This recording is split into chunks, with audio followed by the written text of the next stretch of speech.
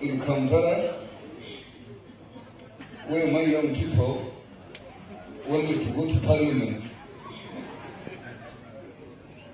because of corruption. That's why I agreed to be part of you. But I'm now here, you can't vote for me.